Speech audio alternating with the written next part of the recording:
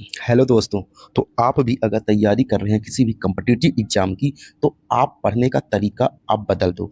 अगर जैसा आप पढ़ रहे हैं उसमें इम्प्रूव नहीं दिख रहा है, तो एक बार मेरे जैसे पढ़ के देखो। देखो, कोई चैप्टर पढ़ना है, कोई सब्जेक्ट पढ़ना है, मैंने ये जो बता रहा हूँ ये ऐसे ही नहीं बता रहा हूँ, इसी रणनीति के साथ मैंने कई सारे एग्जाम क्वालिफाई किया है और आपकी भी हेल्प कर दूँ इसीलिए, क्योंकि मैंने ऑलरेडी एक एग्जाम क्वालिफाई करके और मैं जॉब कर रहा हूँ गवर्नमेंट। मैंने रेलवे की कई सारी एग्जाम्स दिए। रेलवे ग्रुप डी सेलेक्टेड है। रेलवे एनटीपीसी का एग्जाम्स नहीं दे पाए थे क्योंकि उस समय मेरा ग्रेजुएशन नहीं था। बाकी मैंने जितने भी एग्जाम दिए इस नोट्स पढ़ करके बहुत अच्छा मेरा अनुभव रहा, क्योंकि मैं 3 से 4 साल जब तैयारी किया, बहुत सारी अनुभव लिया, तब जाके सारी नोट्स जो है थोड़ी थोड़ी करके नोट्स इकट्ठा करते हुए छोटे छोटे क्वेश्चन समझ के साथ नोट्स तैयार किया था। अब एक बार पढ़ने के बाद बस रिवीजन करना होता है अगर किसी एग्जाम को देना होता है। तो आप भी अगर एनटीपीसी से किसी की तैयारी कर रहे हैं, तो सबसे पहले आप तैयारी कर रहे हैं तो ऐसे तैयारी करना शुरू कर दी थी। देखिए, मैंने फिजिक्स का पहला चैप्टर देख रहा हूँ, मापन। मापन बहुत इंपॉर्टेंट होता है क्योंकि ये सारे चैप्टरों से मिलके बनता है, इसमें सारे चैप्टर आपके आ जाते हैं। तो मापन पढ़ना है तो मैं एक नोट्स का प्रॉपर आइडिया देता हूँ कि कैसे नोट्स पढ़ना है। तो सबसे पहले जैसे मैं नोट्स बनाया हूँ, आप उसी नोट्स को मैं आपको मेरे पास आप नंबर देना, तो मैं एक व्हाट्सएप में आपको ग्रुप में ऐड कर दूंगा और उसमें सारे नोट्स मैं प्रॉपर आपको डाल दूंगा। आपको नोट्स भी बनाने की जरूरत नहीं है, बस समझ लो कि मैंने जो लिखा है वहाँ कहीं आपकी समस्या तो नहीं हो रही। इस बार एक बार देख लो ना, फिर उसके बाद आप आराम से तैयारी कर लेना। कहीं झटक भटकने की जरूरत नहीं है, कहीं घंटे 4 घंटे देने की जरूरत नहीं है। बस आप नोट्स एक बार पढ़ लो मेरे साथ और उसको रिवीजन करो बार बार, बस वही सिलेक्शन की रणनीति है। तो मापन क्या होता है? मापन मतलब होता है माप, किसी चीज़ की माप करना। जैसे हम देखते हैं कि हर चीज़ की माप होती है, लंबाई मापने के लिए लंबाई की माप करते हैं, आयतन मापते हैं, मतलब कोई भी चीज़ माप करते हैं। तो इसी का पहला चैप्टर होता है फिजिक्स का, मापन। तो मापन क्या होता है, इसमें क्या लिखा है कि विज्ञान की विभिन्न विभिन्न राशियों जैसे लंबाई, द्रव्यमान, समय इत्यादि को पूर्णतया व्यक्त करने के या पारस्परिक तुलना करने व संक्रियाएं करने के लिए मापन की आवश्यकता होती है। तुलना करने मतलब अगर किसी जैसे कोई लंबाई, इस लंबाई को क्या मान लिया, मानक लंबाई 1 मीटर मान लिया, तो ये एक इसकी लंबाई हो गई। आप कोई वस्तु को अगर माप करते हैं और वो 5 मीटर लंबी है, तो इसका मतलब ये 1 मीटर का 5 गुना है, इसके तुलना ही है ना। तो इसलिए कहते हैं कि तुलना करने की संक्रिया। बस इतना समझना मापन होता है और इसमें ज़्यादा हमको समझने की ज़रूरत नहीं है। अब क्या करना है, अगर किसी दी गई भौतिक राशि का उसके उपर्युक्त मात्रक से तुलना कर कर सटीक मान ज्ञात करना मापन कहलाता है। बस परिभाषा हमें इतना ही जानना है, इससे ज़्यादा कुछ जानना भी नहीं। मापन की विधि क्या होती है, मापन कैसे माप किया जाता है? तो ये मापन जो होता है, एक निश्चित मापन, जिस राशि का मापन की आवश्यकता होती है, तो उसको क्या मापन की आवश्यकता होती है, इसे एक निश्चित मान को मानक मान लेते हैं। भी बताया ना, हम एक निश्चित मान को मानक मान लेते हैं और उसका कोई नाम दे देते हैं जो मात्रा कहते हैं। जैसे लंबाई को मैंने मापा और उसका एक मान क्या दे दिया, मीटर। ऐसे ताप का केल्विन, द्रव्यमान का किलोग्राम, समय का सेकंड, इसे मात्रा कहते हैं। बस इतना चीज जानना, ये चीज जानना भी जरूरी है क्योंकि बेसिक चीजें होती हैं ताकि हमें एक कॉन्फिडेंस बना रहे। ठीक। अब क्या है, भौतिक राशियां। अब राशियां जिनका मापन किया जाता है वो राशियां क्या होती हैं, भौतिक राशियां होती है। इन भौतिक राशियां को हम कैसे माप करते हैं? तो देखो, दुनिया का जो भी कुछ है, दुनिया में जो भी कुछ है मापनीय, वो है भौतिक राशि है। मतलब जिसको भी आप दुनिया में माप सकते हैं, वो सभी चीज़ें क्या होती हैं, राशियाँ होती हैं। एग्जाम्पल कुछ दिए गए, जैसे लंबाई को माप सकते हैं, समय को माप सकते हैं, द्रव्यमान को मापते हैं, आयतन, भार, मतलब बहुत सारी चीज़ें जो फिजिक्स में हमको पूरा पढ़ना होगा, बहुत पूरे चैप्टर में हमको मापने से संबंधित वस्तुएं मिलती हैं। आप किसी भौतिक राशि को प्रस्तुत करने के लिए या भौतिक राशि को मापने के लिए हमें किसी दो चीज़ों की आवश्यकता होती है, उस भौतिक राशि का मात्रक और संख्यात्मक मान। मात्रक और संख्यात्मक मात्रक, जैसे जैसे कोई वस्तु कितने की, 5 किलोग्राम की है, कोई वस्तु 5 केजी की है, तो क्या हुआ, 5 इसका संख्यात्मक मान हो गया और इसका ये मात्रक होगा किलोग्राम, क्योंकि द्रव्यमान का मात्रक किलोग्राम होता है। तो इसी कहा जाता है कि हमें किसी चीज़ को मापने के लिए दो चीज़ों की आवश्यकता होती है, उसकी भौतिक राशि की और उसके संख्यात्मक मान की। ठीक। अब तो अभी ये एग्जाम्पल अभी आपने बताया आपको, दो नियत बिंदु, अभी आपको बताया था ना कि दो नियत बिंदु, क्या बताया था कि दो नियत बिंदु, दो नियत बिंदुओं को मिलाने वाली रेखा को लंबाई का मानक माना गया, जिसे 1 मीटर नाम दिया गया। और 1 मीटर नाम दिया गया किसी का, हर चीज में एक किसी मानक मान लिया 1 किलोग्राम का, तो एक इतना चीज वस्तु होगी उसे 1 किलोग्राम कहेंगे और उसका एक बाट बना दिया गया, मात्रक बना दी। ऐसे देखो, मात्रक 2 केजी लिखा है ना, तो 2 केजी, केजी क्या है, मात्रक है, और टू संख्यात्मक मान। तो इस तरह हम पढ़ते हैं। ठीक। अब हम नेक्स्ट देखते हैं। अब नेक्स्ट टॉपिक, मतलब नेक्स्ट जो पढ़ते हैं आगे का हिस्सा भौतिक राशियाँ। अब हम क्या देखते हैं कि भौतिक राशियाँ कितने टाइप की होती हैं। भौतिक राशियाँ 2 प्रकार की होती हैं। कौन-कौन? भौतिक राशियाँ कितनी होती हैं? 2 प्रकार की। इसको ध्यान रखना, हर एग्ज़ाम में पूछे जाने वाला क्वेश्चन। भौतिक राशियाँ 2 प्रकार की होती हैं, अदिश राशियाँ और सदिश राशियाँ। तो अदिश राशियाँ क्या होती है?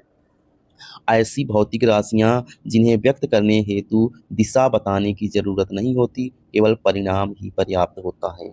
मतलब कि हमको कोई भी राशि जिनको व्यक्त करने के लिए अदिश अदिश से याद रखना, बस हमको याद रखना क्या अदिश से क्या होता है, परिणाम बस बताना पड़ता है, दिशा नहीं। अदिश मतलब होता है नादिश, अदिश मतलब ना मतलब नहीं होता, दिशा नहीं होती है, उसको हम अदिश राशि कहते हैं। द्रव्यमान, जैसे द्रव्यमान का हमको बताना है घनत्व का, अच्छा अगर द्रव्यमान बताना होगा तो बता देंगे 5 केजी है, ये थोड़ी ना बताना पड़ेगा कि 5 केजी की दिशा क्या है, 5 केजी किस दिशा में है, दिशा की जरूरत नहीं पड़ती है, बस याद रखना। और सदिश राशियाँ क्या होती है जिसमें दिशा की आवश्यकता पड़ती है।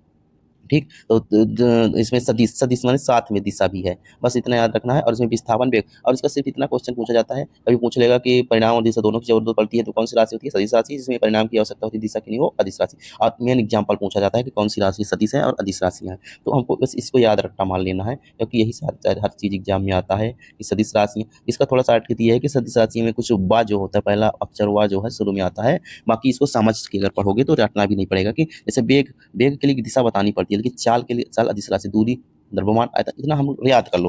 बार बार पढ़ोगे, 2 बार 3 बार पढ़ोगे तो याद हो जाएगा, आपके दिमाग में बैठ जाएगा कि हाँ ये इस बार लिखा था, बहुत ज़्यादा भटकने की भी ज़रूरत नहीं होती है। अब हमको क्या पढ़ना है? मापन की पद्धति। देखिए, मापन की पद्धति देख लेते हैं।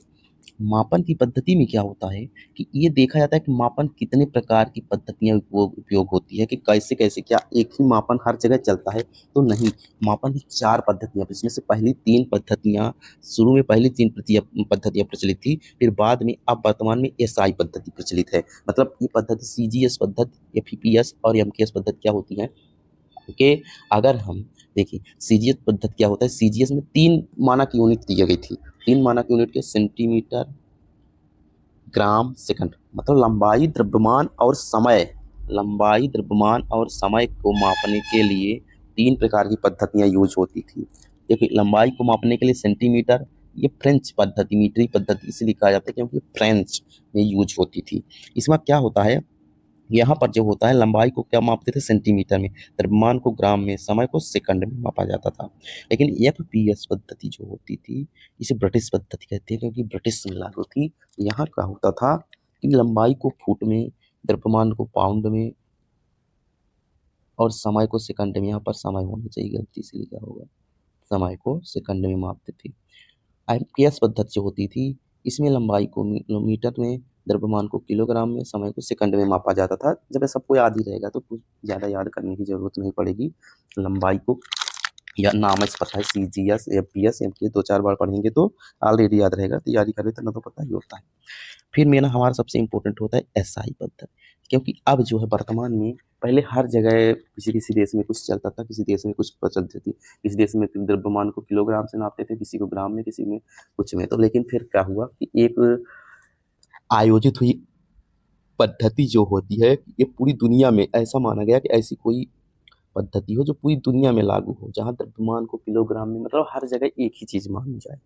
तो फिर एसआई पद्धति हुई, कब से, इतना याद रखिएगा कि ये 1967 में अंतर्राष्ट्रीय माप तौल अधिवेशन में स्वीकार किया गया था कि अब जो है एसआई पद्धति जो है चलेगी। फिर क्या हुआ कि एसआई पद्धति में क्या किया गया कि 7 चीज़ों को माना गया। तो माना गया, फिर क्या हुआ कि 7 राशियाँ और 2 पूरक राशियाँ थी। तो 7 राशियाँ क्या होती हैं कि उनको ऐसा मान लिया गया कि जो 7 राशियाँ हैं, इन्हीं राशियों को हर जगह मान्यता प्राप्त की गई और यही राशियाँ यूज होंगी। उनमें से पहली थी लंबाई, दूसरी थी द्रव्यमान समय, तीसरा द्रव्यमान, ताप, विद्युत धारा, ज्योति धारा और पदार्थ की मात्रा। ये 7 मूल राशियाँ थी। फिर बाद में पता चला कि इनके अलावा भी कुछ ऐसी राशि जिनकी ज़रूरत पड़ती है, तो 2 और आई, कौन-कौन? समतल 8 नंबर, 9 नंबर। ये 8 नंबर और 9 नंबर हुए समतल कोण, घन कोण। लंबाई का मीटर, समय का सेकंड, द्रव्यमान का किलोग्राम, ताप का केल्विन, विद्युत धारा एम्पीयर, ज्योति कैंडेला, पदार्थ की मात्रा मोल। समतल कोण में क्या होता है? समतल कोण का रेडियन और घन कोण का स्टेरेडियन। बस आपको ये संकेत भी ध्यान रखना, मीटर का या सेकंड का या किलोग्राम का, के केल्विन के, एम्पीयर का, ए CD मोल, तो इसको ध्यान रखना है। बस आपको इतना बता रहे हैं कि आपको बहुत कुछ चीज़ें इतना समझने की ज़रूरत नहीं होती, बस हमको ये चीज़ें याद होनी चाहिए। बार-बार पढ़ेंगे याद होगा। अब देखते हैं, इसके बाद हमें वो भी पढ़ना था, राशि के बाद मात्रक। मूल राशियाँ हो गई। मूल राशियाँ क्या थी कि मूल राशियाँ स्वतंत्र थी, मतलब इनका व्यक्त करने के लिए किसी और की ज़रूरत नहीं पड़ती थी, खुद में स्वतंत्र है। मतलब द्रव्यमान का किलोग्राम, समय का सेकंड, लंबाई का मीटर, तो ये अपने आप में स्वतंत्र थी, इनको व्यक्त करने के लिए किसी दूसरी राशियों की आवश्यकता नहीं पड़ती थी। फिर क्या हुआ कि फिर अब उन्हीं मूल राशियों से उत्पन्न की गई, उन्हीं राशियों से मिला करके कुछ नई राशियाँ उत्पन्न की गई, जिसे व्युत्पन्न राशियाँ कहते हैं। ड्राइव्ड क्वांटिटी मतलब उससे ड्राइव की गई हैं। क्या परिभाषा? वे भौतिक राशियाँ जो मूल राशियों की सहायता से व्युत्पादित की जाती हैं, भौतिक राशियाँ कहलाती हैं। तथा क्षेत्रफल, आयतन, बल, वेग। देखो हमको ये चीज़ एकदम सेम पढ़ना है, आपको बहुत ज़्यादा दिमाग लगाने की ज़रूरत नहीं है और ना बहुत कुछ करना पड़ेगा। बस आप इस चीज़ों को रट लो। अब कुछ ये बस इतना देखो, इतना पर हमारे पास कैसी राशि हैं, व्युत्पन्न की गई राशियाँ। व्युत्पन्न राशियाँ कैसी हैं देखिए, जैसे हमको देखो आयतन निकालना है, आयतन। तो आयतन निकालने के लिए हमें क्या आयतन का क्या होता है सूत्र? लंबाई गुणे चौड़ाई गुणे ऊंचाई। तो लंबाई चौड़ाई ऊंचाई, लंबाई का मात्रक हमें पता है मीटर, चौड़ाई भी तो एक लंबाई ही है ना, उसका मात्रक मीटर, ऊंचाई भी तो एक लंबाई ही है, उसका मात्रक मीटर। मतलब मीटर मीटर मीटर मीटर घन मीटर होगा, मीटर का क्यूब, 3 बार मीटर है मतलब मीटर का क्यूब, तो इसका निगमित मात्रक होगा मीटर घन मीटर क्यूब, या घन मीटर एक मीटर क्यूब। तो हर चीज़ जो है ड्राइव्ड होती है। जैसे चाल जो है ड्राइव्ड हो गई ना, चाल बराबर दूरी बटे समय, दूरी भी लंबाई है, लंबाई का मीटर, समय का सेकंड, मीटर पर सेकंड। मतलब उन्हीं जो 7 और 2 7 मूल मात्रक पड़े थे, उन्हीं मात्रकों को मिला करके फिर व्युत्पन्न किया गया। तो आप इतने मात्रक आराम से याद कर लो, बहुत ज़रूरी है। घनत्व बराबर द्रव्यमान बटा त्वरण, वेग बराबर समय, बल बराबर द्रव्यमान गुणे त्वरण। और आप देख लो कैसे पढ़ा गया है। बस इसको आपको एक जगह सुरक्षित, देखो बहुत चीज़ें आदमी पढ़ता है समझता है, लेकिन एक जगह सुरक्षित मिलता नहीं, इसीलिए उसको तैयारी रिवीजन करने में समस्या होती है। और यही चीज़ हम देखें, बहुत हमको बहुत मुश्किल से टाइम से बहुत सारी बुकों, बहुत सारे शिक्षकों को